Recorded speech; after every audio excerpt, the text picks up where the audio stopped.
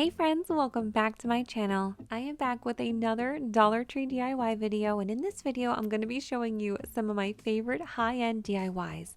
These are all new DIYs and they're really simple, fun, and easy to recreate, and I'm going to be showing you one of my favorite new products that I found at the Dollar Tree. But before we get started, if you are new here, please do consider subscribing down below. So we're starting off with my favorite DIY from this video, and this is the product that I wanted to show to you guys. I'm absolutely in love with it. It is faux leather and I found it in the crafting square at the Dollar Tree. So this is new for me. I have never seen it before. The quality is really nice for $1.25 and it is the perfect size for crafting. So for this DIY, I'm going to be using some glass vases that I found from the Dollar Tree. They usually have a smaller and larger size, so I picked up one of each. And then I also picked up this glass candle holder from the Dollar Tree. I decided to pick up the faux leather in two different colors, so I went with this dark cognac color as well as white. And they did have some other ones, but these two were my favorite. And this is the size of it, so it's a really nice piece for crafting, especially if you don't need a lot, and we don't need too much for this DIY. What I'm basically trying to do is create that leather wrapped vase look. So I've seen these at so many high-end stores and they can get pretty pricey because usually they're wrapped in real leather, but I just wanted to recreate that look for less. I cut a piece that was almost as large as the vase itself. I just wanted a little bit of glass peeking up at the top and bottom. And what I'm doing here is just hot gluing the faux leather to itself. Now, if you want to, you can absolutely just hot glue this right to the glass, but this way it kind of just creates a sleeve that you can take on and off very easily. That way, if you want to wash the glass or if you just want to switch up the look, you can do so without having to keep it on there permanently. For my larger vase, I'm going to be doing something a little bit different. So I'm starting off by cutting a piece that is about 4 inches wide. And then I'm also going to cut a second piece that is about 2 inches wide.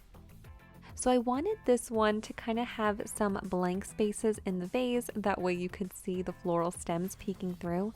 So for the larger piece, I'm just going to be putting that one at the bottom, and I did the same thing here where I just wrapped it around and I kind of pulled it pretty tight and just hot glued it to itself. That way if you want to, you can just slide it off. And this is how these two turned out. Last candle holder, I actually still had enough of the dark cognac color to cover it, but I wanted to try out the white faux leather as well. I thought it kind of gave it a different look. So I just cut a small piece that pretty much fit the glass, wrapped it around, and then I just hot glued it in the back just like I did with the vases. Here is a closer look on how everything turned out. I absolutely love these vases. They definitely do have that high-end look. I've seen these in a lot of stores. Rustoleum and Pottery Barn, where they have the vases wrapped in leather, and I just love the look of it, but what a fun DIY. And here's a closer look at the candle holder.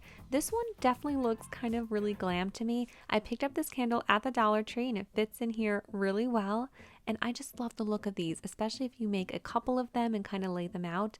They definitely look really beautiful. The faux leather has a beautiful pebble texture to it. And in just a few minutes, you can really elevate these Dollar Tree items. For this next DIY, I'm going to be using this glass that I found in the kitchen department at Dollar Tree. You can also use a glass candle holder for this DIY, but I just really liked the shape of this one and it reminded me of something I had seen at another store for a lot more money. And I'm just going to be spray painting the outside of this glass. This is my absolute favorite gold spray paint. I'll leave it linked down below if I can find it. It has a beautiful finish to it. So here it is after 2 coats of that glass spray paint, and I did leave the inside with just the glass. I only spray painted the outside because we're going to be turning this into a candle. So I grabbed some of these large candles from Dollar Tree.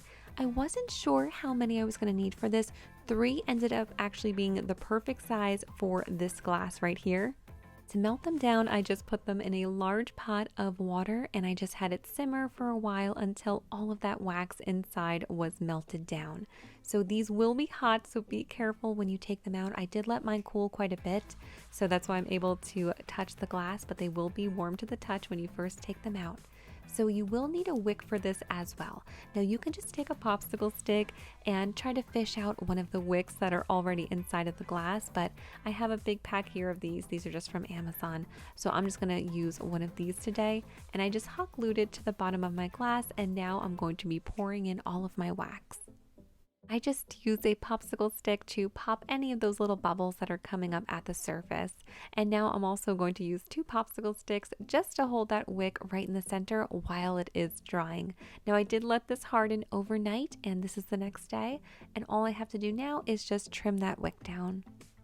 I decided to leave mine unscented, but you can definitely add your favorite scents to that melted wax while you're pouring it into your new container. And here's a closer look at how I styled mine. For this DIY, I'm going to be using 2 of these garden dishes. So these are usually used for succulents. They're made out of a pretty durable plastic, and I found these in the floral department at Dollar Tree. So the first thing I want to do is just remove all those stickers, and luckily they did come off pretty easily. Now I'm going to be flipping one of them over and then gluing the second one on top. So we're going to be creating a decorative bowl that kind of has a faux stone look to it.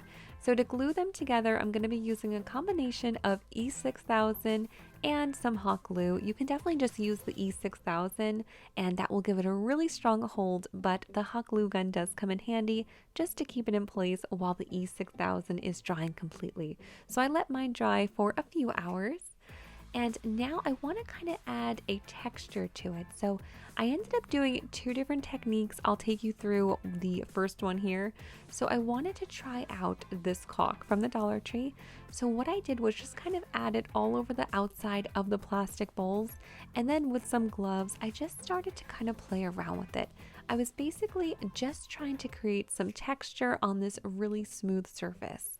Once I had one coat kind of applied to the outside of it, I let it dry completely overnight. And at this point, I decided to spray paint it. I did leave the inside of the bowl smooth, but we are going to end up changing that in a little bit. So this was the spray paint that I went with, and I did end up changing the color at the very end as well, but I did actually really like this color. So after the first coat of spray paint, this is what it kind of looked like, and I wasn't in love with it. The texture was okay, but it wasn't the look I was initially going for, and I definitely did not like the contrast between the inside of the bowl and the outside. So I decided to switch up my technique a little bit. I wanted to kind of have a grittier look to it and a really kind of natural look. So I thought that baking soda paint could help me achieve that. So to create some baking soda paint, I just grabbed some baking soda. This one is from Dollar Tree, and I'm going to be mixing it with some acrylic paint. So I usually start off with a white base, then I added in some brown and add in some baking soda. So depending on how much you add in is going to determine the consistency and the grittiness of your paint. So I would say start off with a spoonful and give it a good mix. See what the consistency is. If you want it a little bit thicker and grittier, you can always add a little bit more baking soda to achieve the texture that you're looking for. So I'm just applying one coat over my entire bowl, and this was it after it had dried completely. Since I wanted my bowl to have a lot of texture, I did add quite a bit of baking soda to my paint to make it really thick and gritty. And now that it's dry, I'm just going to go over and just kind of paint over certain spots that I think might look a little bit flat just to build them up a little bit more. Here's a closer look on how it turned out. You can even seal this in if you would like with a matte clear spray paint. I actually did end up doing that after just to make sure that it would be a little bit more durable, and it worked out just fine.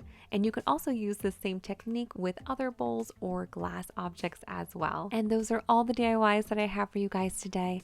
Thank you so much for taking the time to check out my video. I really hope that you enjoyed these.